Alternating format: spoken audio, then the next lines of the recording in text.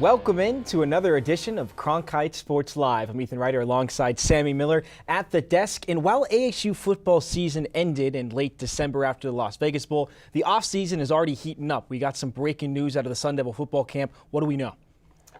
As of this morning, Sun Devil source released an article stating that wide receiver coach Prentice Hill and secondary coach Chris Hawkins were fired for cause on January 21st for what ASU deemed to be violations of their work agreements. Two more Sun Devil coaches also resigned. Tight ends coach Adam Brenneman resigned on Monday, and offensive coordinator Zach Hill resigned yesterday after 2 years with the program. Gill, Hawkins, and Brenneman did not actively coach for the Sun Devils last season and were temporarily replaced with interim coaches. However, two of those coaches just got promoted to full-time roles. Bobby Wade will be the wide receivers coach, and Justin Wood will be the new tight ends coach. With all of these changes, not only will their coaching staff look different, but they will also have many new faces on their roster as well. We will make sure to keep you updated on the Sun Devils as we are just 4 weeks away from spring football. On the men's basketball side, after having a game against USA postponed earlier this season, they took them on Monday on January 24th at the Galen Center in Los Angeles without Bobby Hurley and Jay Heath suspended for this one and senior Kamani Lawrence out with illness. DJ Horn gets the action started with a three, and then Marion Jackson is going to get the pass from Luther Muhammad. They're going to end up right here, passing to DJ Horn.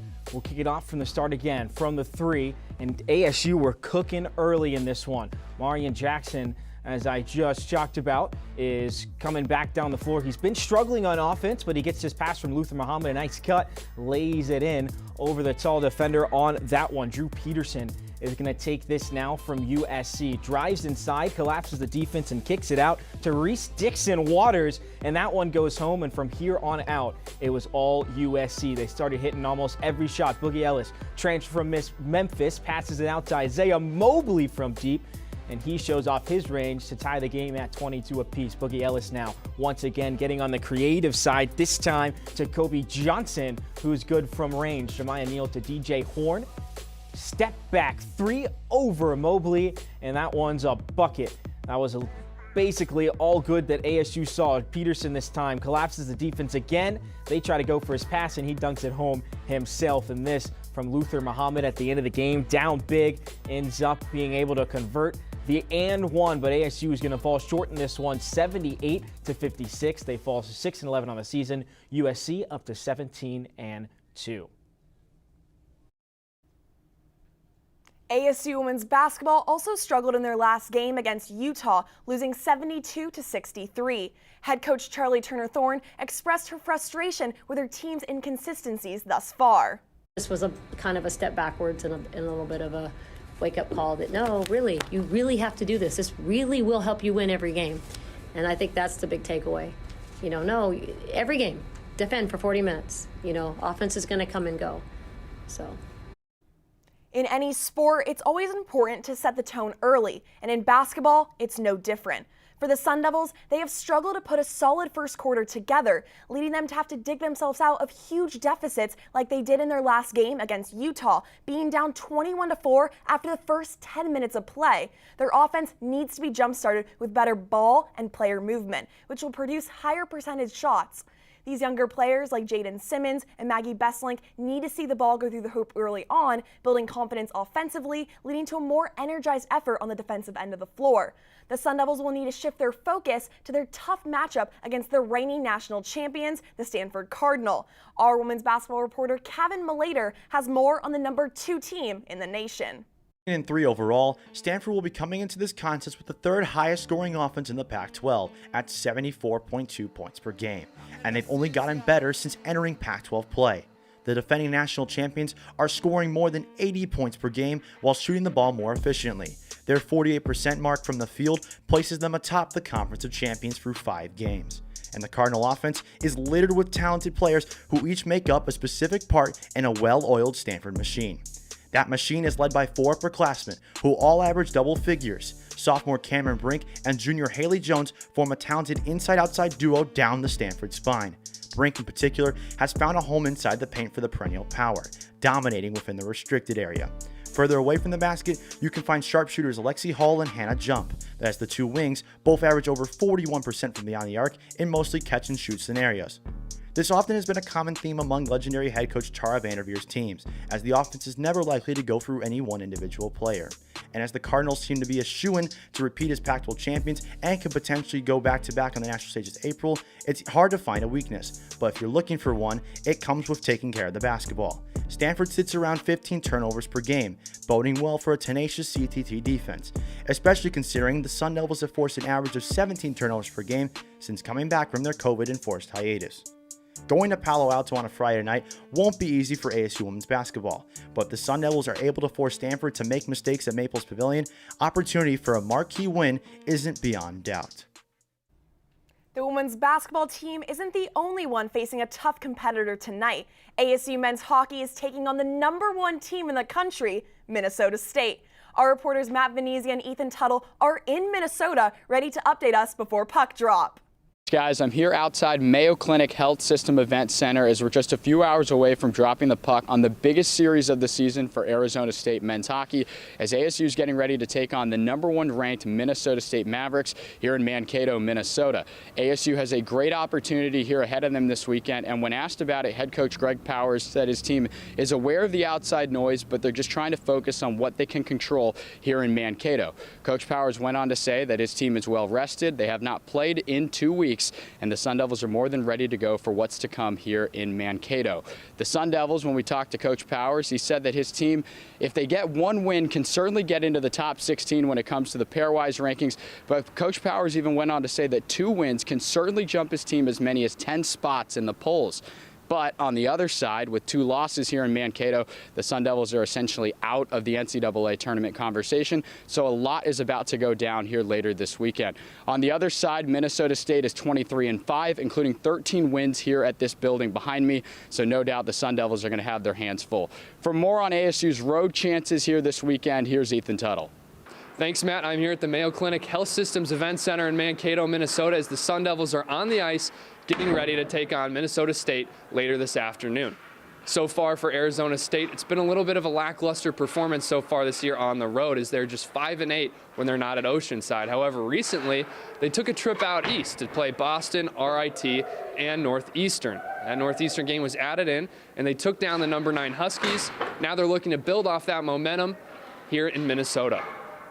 For the Sun Devils, they're going to have some solid goaltending from Ben Cross, as he's been great down the stretch so far this season, and they can also lean on sophomore goaltender Cole Brady. We're going to have coverage coming to you all weekend, so stay tuned. Back to you guys in the studio.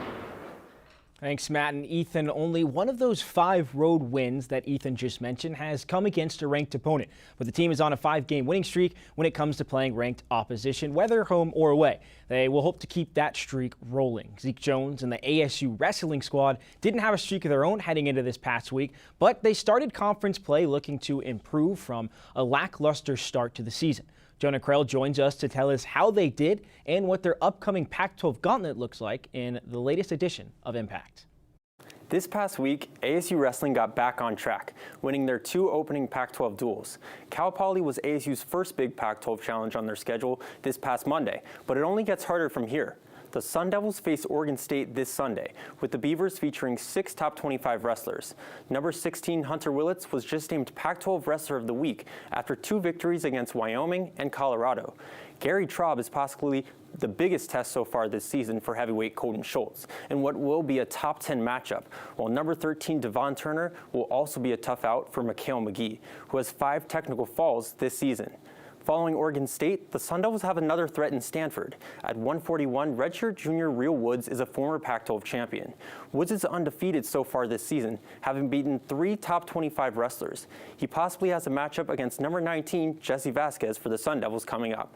Lastly, Anthony Valencia has a difficult path to another Pac-12 title at 165. After already being defeated by number 1 ranked Evan Wick of Cal Poly, he'll also have to battle reigning NCAA champion Shane Griffith of Stanford.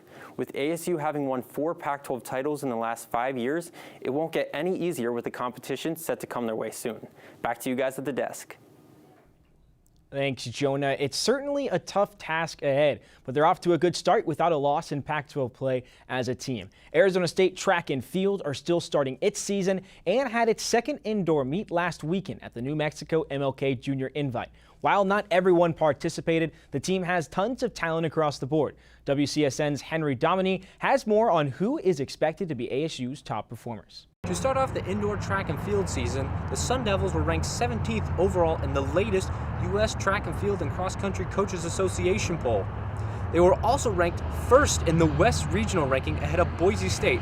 And we're going to take a look at some of the key scores for the Sun Devils here this season. The Sun Devils squad is powered by Bowerman Award finalist and indoor shot put collegiate record holder Turner Washington. Washington won one NCAA indoor title last year and later in the year joined the elite company of former Sun Devil and Olympian Ryan Whiting as one of 3 people ever to win the indoor and outdoor shot put and the discus title in the same season, going undefeated in the process. Washington looks to replicate his season from last year and go one step farther and win the coveted Bowerman Award. On the track, sophomore Justin Robinson will be leading the way in the sprints. The under-18 400-meter world record holder will be looking to build on his COVID-shortened 2020 season where he recorded the fastest time in the world in the 400 meters. And at last weekend's New Mexico MLK Junior Invite, Robinson won the 200-meter dash and set ASU's second fastest time ever in the event. And in the hurdles, the All-American sophomore and ASU record holder in the 60 and 110-meter hurdles, Jamar Marshall Jr., will be looking to improve on his 2021 season, where he won the Pac-12 outdoor 110-meter hurdles and placed 5th at last year's outdoor championship in the same event. And he started his 2022 season last weekend at the New Mexico MLK Junior Invite, where he set a 60-meter hurdle time of 7.72 seconds, which is the 6th fastest time in the NCAA this year. The Sun Devils look to use this talent to better last year's 18th place indoor and 9th place outdoor finishes. For Cronkite Sports, I'm Henry Domini. Thanks, Henry. The next meet for the team is on Saturday, January 29th at the New Mexico Team Open. While you might be used to using a stopwatch at a track and field meet, you're going to want to use one for this recent performance from ASU Esports. Reporter Tyler Bender breaks down how ASU posted their fastest end time in program history. Thank you, Ethan. ASU League of Legends started their collegiate season against Cal State Chico last weekend. Now, the way collegiate League of Legends works is they determine tiebreakers by fastest average game time. So really strong teams like ASU try to end games as quickly as they can. So we're going to break it down how they did it last weekend. We're going to speed the footage up here. You see ASU already up a lot of kills. They're in red, up a lot of kills, a lot of gold. They get a pick onto Snowy 24 there. And what that's going to allow is for everybody to come into the middle of the map. You see 3 people here. You got 2 more people coming down here on the mini map. They want to take down these turrets as fast as they can. That's why they want all 5 people there. They're going to get the second turret. Fearon's here is going to drop the Rift Herald so they can pick up this third one. Chico trying to do their best to defend, but they don't really have the range to do it. They're going to go ahead and grab the inhibitor. Now, as we slow it down, the key here is that this Rift Herald is still alive. Fire Theft on his champion is going to turn off these turrets. That's the sign for ASU to take the fight to Chico. They're so far ahead that they just wipe them off the map. They get 1 Nexus turret. Shortly here, they're going to pick up the second one. After that, they can start hitting the Nexus. Chico trying to do their best they can to zone them off again, but again, no range. They can't really do anything. ASU has the health bars. Pseudo's going to zone off little cup shake there. Captain Minionator picks up that kill as well. And Fearon's Juke Jouster, Captain Minionator hitting that Nexus. As soon as it's dead, Arizona State wins. They took this game in 11 minutes and 32 seconds, the fastest time in program history. Next week, they play Utah Valley. We can expect another stomp just like this. Back to you guys for top plays. Thanks, Tyler. For number 3, we have the Sun Devils taking on number 15, USC. Neal dishes it to Horn, takes advantage of the mismatch, and hits the 3, but ASU would end up losing 78-56. At number 2, women's basketball. Ashiana Busalo gives it to Taya Hansen, Scoot-spire defender, and gets it to go at the first quarter buzzer. ASU ends up winning 57-52 in overtime against a talented number 22 Colorado. We have a treat for you for number 1. ASU women's hockey shuts out Denver 21-0. These goals were just coming out from every direction. Huge win for ASU. It was a huge win for ASU and some great top plays and a great show as well. For everyone, I'm Ethan Ryder with Sammy Miller. For everyone in the booth and everyone in the show that makes this possible, we'll see you guys next time.